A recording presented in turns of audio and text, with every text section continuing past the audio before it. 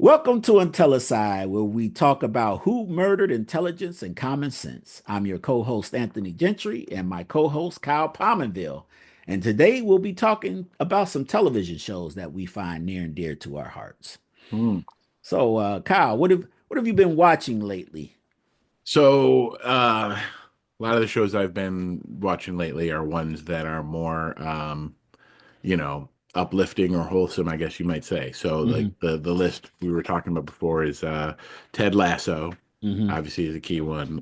The Good Place, great Yep. show, great Love it. writing. Yep. Along the same line, Shrinking, also on Apple Hmm. TV by the same people who did Ted Yep. Lasso, great show. And then Man on the Inside. On Yes, sir. Netflix with Ted Danson by the same people who did The Good Place. Right. Um, I don't know, Ted Lasso and The Good Place have been around for a while, so I don't remember. We've talked about those before. Hey, I don't think we have. One of the things I love about them is just, the fact that they have such, uplifting messages, positive Right. messages. Yeah. Like Ted Lasso is all about like the proper way to actually lead and Hmm. coach. Hmm. And it's applicable to both sports and business. Like Hmm. if you lead a team, the real way to lead is to develop the people under you to Right. make them the best versions of themselves. And it shows over the course of several seasons that playing out. Hmm. And then The Good Place is obviously about people facing the afterlife and looking back on their lives and what they did and how they Right. treated others. And Well, right. Now, I don't know if you want to tell people what the twist is, because like you said, it's been out for a long right, time. yeah, no, we won't go there, but that's like the gist of the show. Okay. And then the same thing with like the Man on the Inside is really you think it's about like it's Ted Danson goes undercover in a nursing home, Hmm. but uh the show is really just about like human connection Hmm. and the need for people to have other people in their Hmm. lives. Um, Basic themes like that. Hmm. So along the same line, some of the other shows were like, the brain candy kind of show. Hmm. Uh, I keep on Star Trek Lower Decks Hmm. and Bob's Burgers. Right. We were talking before about Bob's Burgers was written as kind of the anti-Simpsons, Right. whereas, a lot of these cartoons that we had, growing up, The Simpsons, Family Guy, American Dad, they have this very toxic family dynamic, and the Well, father figure is often seen as either, like you said, buffoonish or downright right. abusive. Well, I'll say probably not where we grew up watching. I mean, now we're both Yeah, older true. guys. Yeah, Now, I I'm grew up on 29. like, What are you talking about? well, okay. I wish I was 29. uh Growing Pains, Family Ties, and say what you want to about Yeah. those shows, but it was a wholesome show. I mean, even as I got a little bit older, Family Matters. Like, my children started watching Family Matters a little while ago. And yeah, you can say that, Urkel was buffoonish or whatever, but Carl Winslow Yeah. actually provided a very good, fatherly, image for people. And Yeah. that's where, you can have funny things happen, you can have, serious things happen, but hey, the family unit as a Hmm. whole is still there, still loves one another or whatever at the end of the day and supports each other. Yeah. And I mean, you can say like, yeah, the Simpsons they love each other, but sometimes it's toxic, It you know. is. Oh yeah. Well, I don't even know if you could say they love each other in The Simpsons all that much, right? Like it's um but there are yeah, I agree with what you said. It's hard to find in entertainment a lot of times um the eyeballs go to you know, it's like the people who rubberneck at car accidents, right? like they tend to look at bad things. So that's Mm. why the entertainment industry kind of went down that road. Well, I think maybe society's getting to a point now where like, okay, we've seen enough of that. We're getting enough of that Hopefully. in our lives, hopefully. Um, Yeah.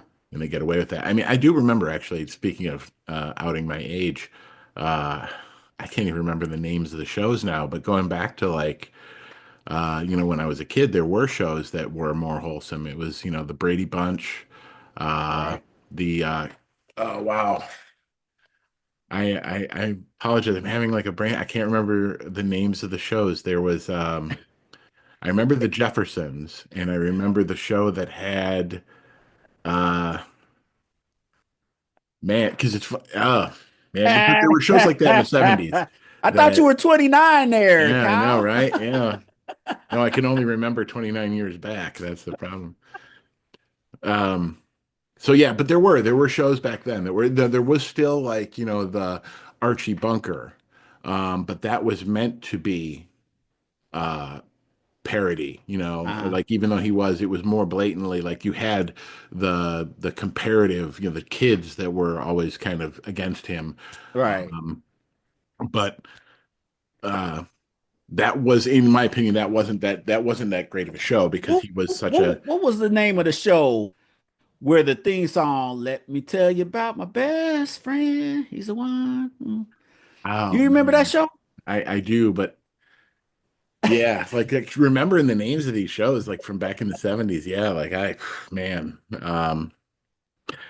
What was the one about the family where the son in the show, his main catchphrase was dynamite?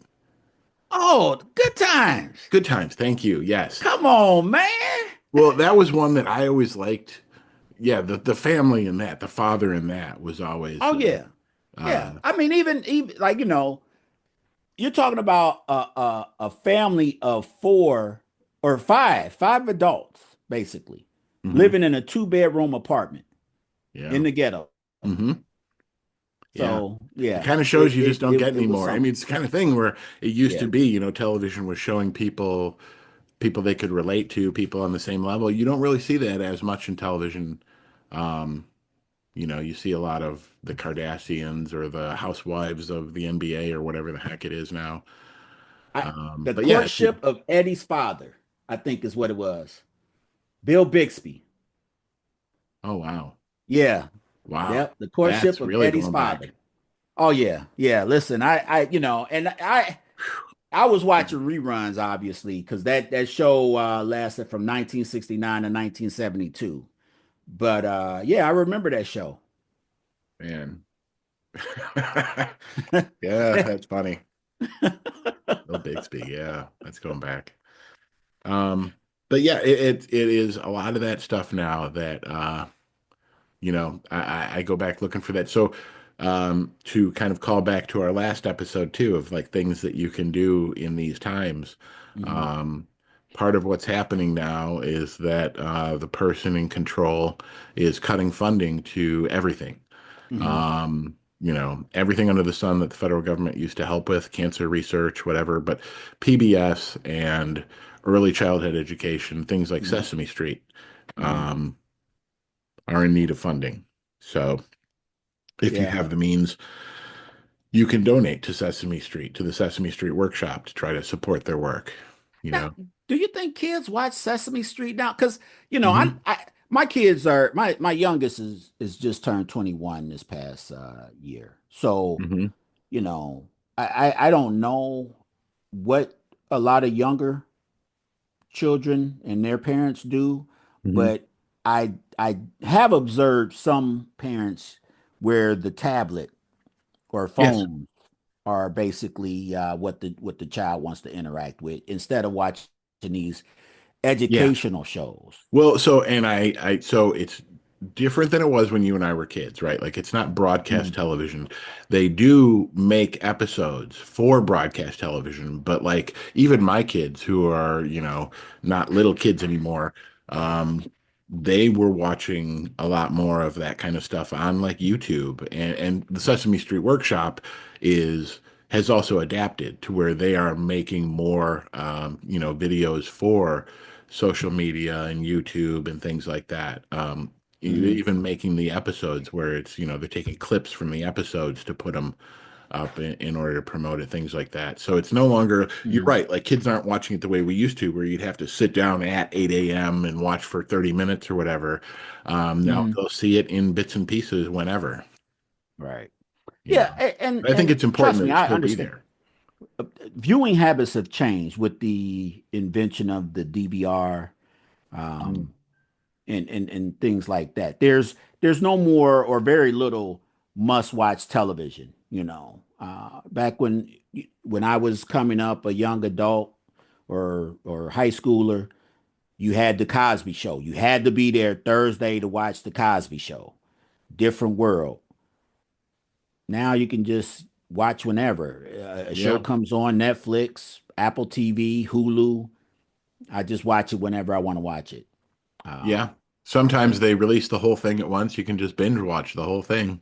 right. So Um, I get it, but again, I like those times because you could watch as a family. There's very few yeah. things now where it's like, hey, let's sit down and watch this or whatever, um, Yeah. as a family. You have to kind of make that time now. Yeah, you do.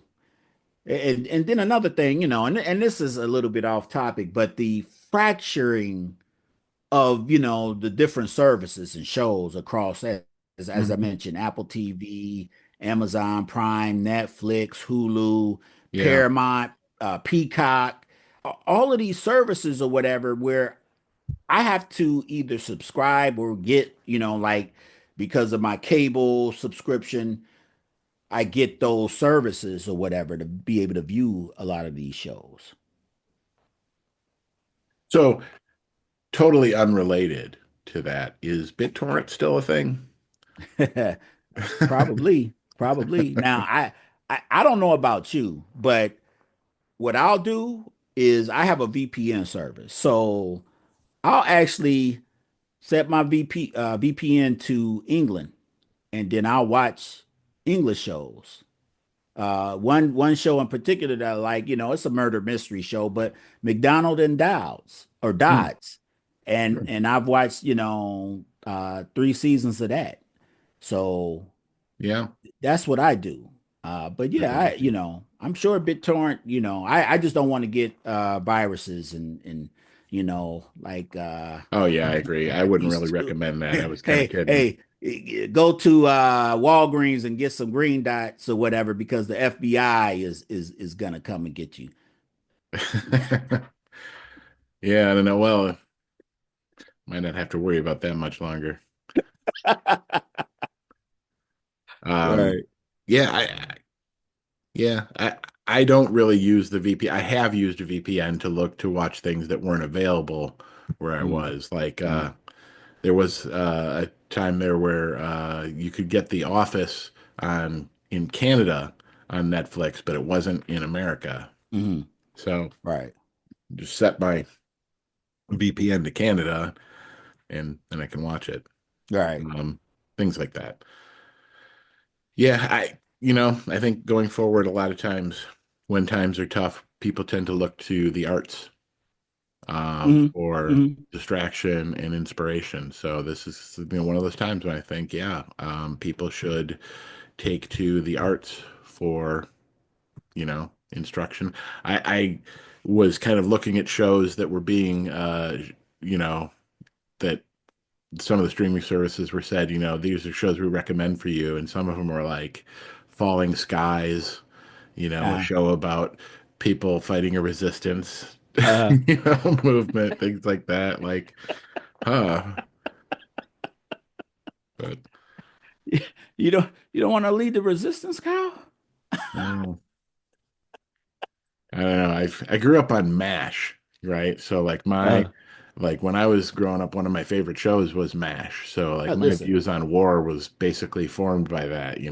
is that still because at one point I know the final episode of MASH had been the highest viewed or largest viewed or series finale. Yeah, I Is don't that think it still is the any. case? No, I don't think it is anymore. I think that got surpassed. Uh, But yeah. but yeah, I it was a great show. Oh, it absolutely was. And I mean, I came late to MASH or whatever, but I will say that that final season or whatever, it did. It struck a chord with me. And So did you watch it when you were an adult? yeah, yeah. Okay. I was well, I'd say I was late high school, early college Okay. years. Okay. Yeah. Yeah. Caught it on Yeah. memory. Yeah. So I what other shows have you been watching that you would recommend that are Well, I watch mostly action, suspense, or like the one show, and I haven't seen this last season or whatever because I don't have MGM Plus anymore. But From hmm, the series From, um I really like that series or whatever. It's Harold Perrineau and not a familiar lot with of it.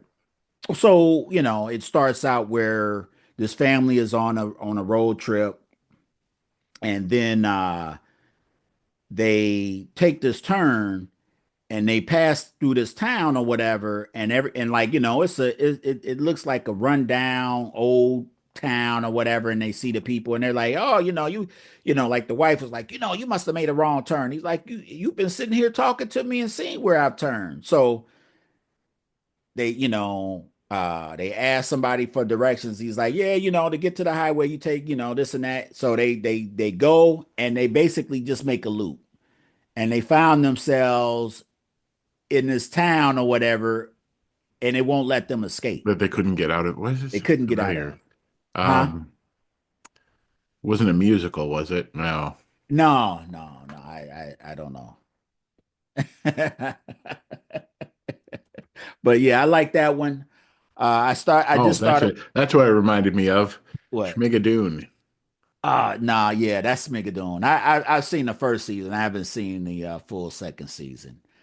Okay. Um, but yeah, so that I just started watching The Night Agent.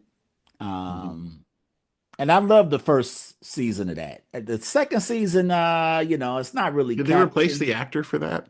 No, No, same same guy. actor, Okay. same actor, same actress in the leads or Okay. whatever. But it just seemed to be a little bit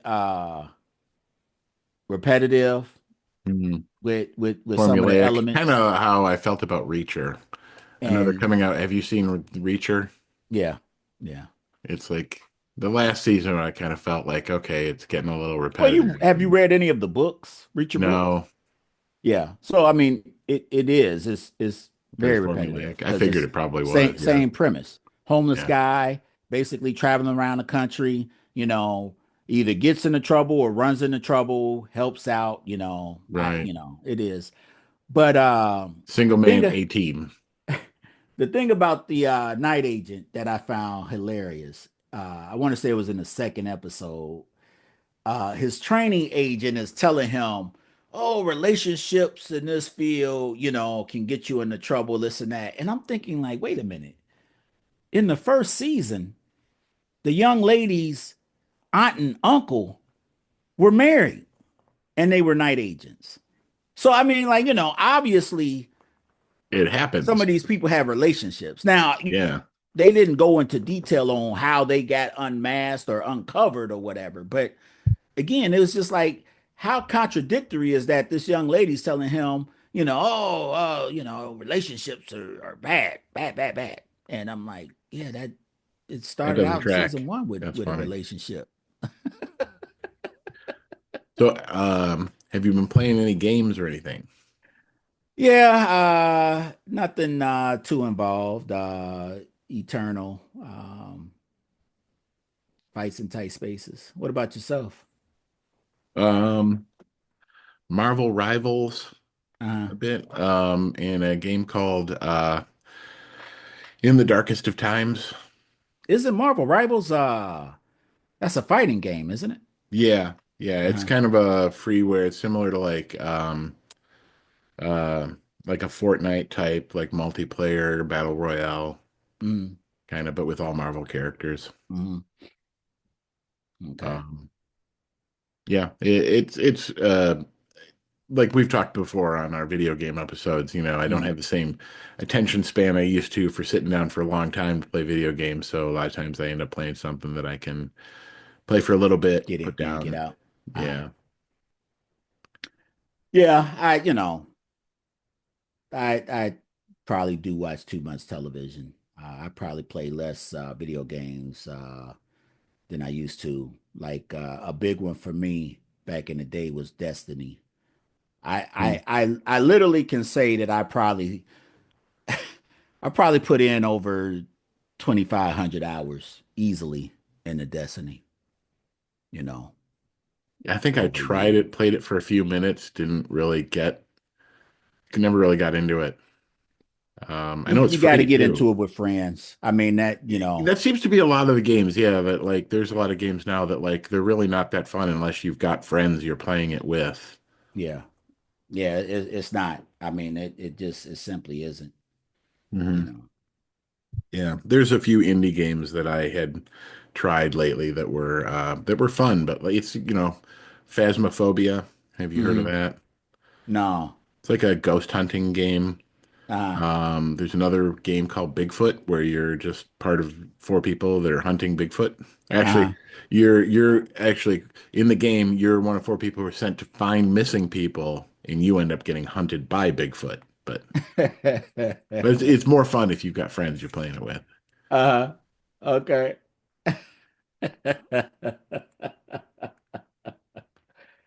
Yeah, I don't know, man. As we get older or whatever, games are not, you know, you don't have enough time or whatever to play like you used to. Yeah. And even then, sometimes I treat video games, um, like I'll use video games for working out. Like I'll use, the Beat Saber or something like that for, Hmm. to because it can be, Now, Uh, you know what? I want to actually because that's through the goggles, right? mhm. Yeah.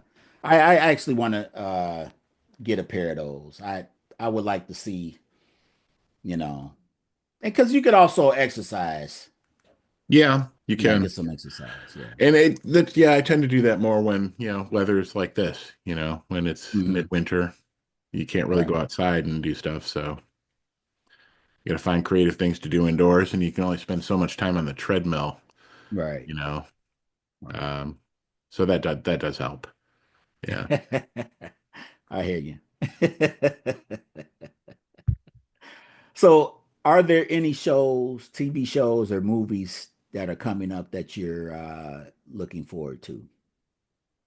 Um, I mean, the Marvel shows that are coming out, Captain America and the I'm not sure what's it called again, Captain America and the Red Hulk. I'm not even sure what the movie's called anymore, but there's the new Captain America Right. movie and then the Right. Thunderbolts movie, which basically should lead into each other because the Thunderbolt Ross was the guy they named the Thunderbolts after, so I'd be surprised if that doesn't come up at some point. We're gonna have. Were they named after Thunderbolt Ross? I don't Yeah. think they were. I didn't think they were. Yeah, Thunderbolt Ross in the comics was the guy who first put it together. That's why it Really? was the Thunderbolts, because it was like named after him. It was like Okay. his team. Okay. And then later, when he became the Red Hulk, he joined the Thunderbolts. Hmm. Hmm. But yeah, that's so. I mean, I wouldn't be surprised if that's how they lead the Thunderbolts off. Is that's why they're probably called that because that's who the president is or something. Hmm. Well, we'll see. The writing is, has fallen off a lot, and I think that's why they haven't had as much success, during these later movies. I mean, people are still going, and the goodwill that they built up during the first four phases. Um, you know, Honestly, I think a lot of people who are poo-pooing it are. I think a lot of that's overblown. There were a lot of movies in the early phases that weren't that good, that didn't get that good of no, box I'm not office saying hit. that they And then were but I think all like good. Infinity War and Endgame were so good that people are now judging it kind of an unfair standard. No, no, that's not the point I'm making. The point I'm No. making is that they had a unified direction. There's been no unified Right. direction. Yeah. That's the problem I think with Yeah. these last, several movies. You Yeah. know, you in those first four phases, a credit scene would lead you into the next movie or villain or whoever. Hmm. Yeah, you've had cutscenes in these last few movies or whatever, but I mean, they some of them like don't go anywhere. The Yeah. Eternals, they show Star Fox. That was like 5 movies ago. Have we seen Star Fox or any hint of Star Fox or Right. I mean anything? No. And that's where I'm saying that the writing, you know, and I understand that, hey, now you're going in a different direction from Kang. But guess what? Well, no, well, so that's kind of the thing, right? Like they're initially after Endgame, they had a direction with Kang and the multiverse, but then that blew up when Jonathan Majors had his troubles. But now it feels like they're kind of trying to do a reset by bringing the Fantastic Four and the X-Men in, which it kind of makes a little bit of sense, right? Like if you're going to bring the Eternals and Star Fox in, you should have the Fantastic Four and Galactus because that's kind of like the Eternals and they were all part of those same kind of books. Like the Silver Surfer book was, and Thor and all of those kind of cosmic Marvel books that had those characters. So if you're going to do it, they might The as well. Eternals came out in 2021, sir. Hmm. Right, but they didn't get the It's rights to it Fantastic Four until like last year. right, but honestly, I hear what you're saying, and that's a good premise. But you know who they had rights to longer? Hmm. The X-Men. Yeah, And they could have incorporated the X-Men way sooner than waiting for the Fantastic Four. And so yeah, yeah. I don't know what they plan on doing, but they better do it fast. I think, like to your point, though, I think what they're doing is waiting for a good script. I think there are people who have submitted scripts for X-Men, and Mhm. they just keep basically falling apart. Like they're just not as good as they need it to be. They need to really nail it. You know what I mean? When they bring, and I don't know. We'll see. We'll see what happens too with the Fantastic Four. We, I we, mean, all we really have so far is a poster. So, I listen. I've never really been a big fan of the Fantastic Four, but I will hmm, say that if they can put forth as them being a family as they have been in the yeah. comics, Hmm. and that goes that back to what we were talking about earlier. If they can do that, then I think it will be a great success. But the Fantastic Four are not, as action packed as the Avengers. It's different. It is different. It's a different book. Like to your point, like you said, so I always really did like the Fantastic Four growing up Mhm. personally because one of my favorite books, one of my favorite characters was Spider-Man, and he very regularly interacted with the Fantastic Four. And part of it was, and I think Stan Lee understood this, that the Fantastic Four was a family. Right, They were a family of adventurers, not a bunch right, of superheroes. But to the right. same time, Spider-Man was a character who didn't have family as Mhm. much. Like he only had his aunt Right. and he lost the rest of his family. So it was kind of interesting seeing the way that he would keep showing up at their tower, the Fantastic Four, like, because they had that relationship that, it Right. was, they would welcome him in. It was, I don't know. I think it'll Right. And be he had a interesting to he see had what a they do. close friendship with Johnny Storm. Yeah. Yeah. Yeah. Yeah, So, I I mean, but mean, that's what I'm saying. So they have, I mean, a Spider-Man established in the MCU. So I'd be curious to see if they bring him back once they bring the Fantastic Four back, or I don't Yeah, know. we'll see. We will see.